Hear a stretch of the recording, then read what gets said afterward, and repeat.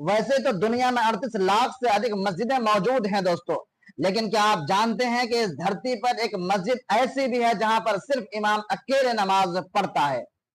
इस देश में मुसलमानों की आबादी 0 के बराबर है और हालात ये हैं कि यहाँ न तो मुसलमान मस्जिदों में नमाज पढ़ने आते हैं और न ही यहाँ जमात से नमाज होती है।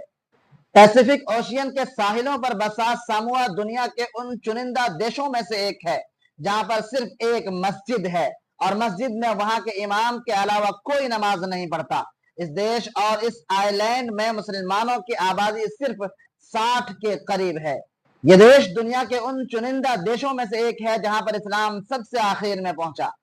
1980 तक समूआ में एक भी मुसलमान नहीं था, लेकिन 1980 में जब यहाँ की हुकूमत को मुस्लिम कारीगरों की जरूरत महसूस हुई तो उनके जरिए ही इस्लाम समूआ की धरती में दाखिल हुआ। ये वही दौर था जब सऊदी अरब और मलेशिया ने इस्लाम के प्रचार प्रसार के लिए अपने लोग समूआ भेजे।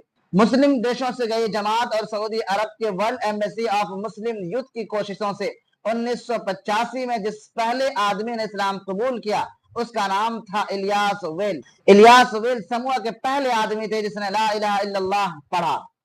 उनके इस्लाम कबूल करने के बाद समूह के अहमद कस्टर जैसे बहुत से लोगों ने इस्लाम कबूल किया, लेकिन 1990 में एक ऐसे आदमी ने इस्लाम कबूल किया जिसने समूह के पूरे इतिहास को बदल कर रख दिया और उस आदमी का नाम था Mohammad Daniel Stanley. Mohammad Daniel Stanley एक ईसाई थे जो चर्च और अपने धर्म के लिए अपना सब कुछ कुर्बान कर चुके थे, लेकिन दोस्तों जब वो इस्लाम के पनाह में आए तो उसने अपने पूरे वजूद को बदल कर रख दिया। डैनियल स्टैनली ने न सिर्फ इस्लाम कबूल किया बल्कि अपना नाम बदलकर मोहम्मद बिन यहया रख लिया और समूह में इस्लाम की तबलीग का काम करने लगे। समूह की पहली मस्जिद का कंस्ट्रक्शन किसी और ने नहीं बल्कि मोहम्मद डैनियल स्टैनली ने ही किया था।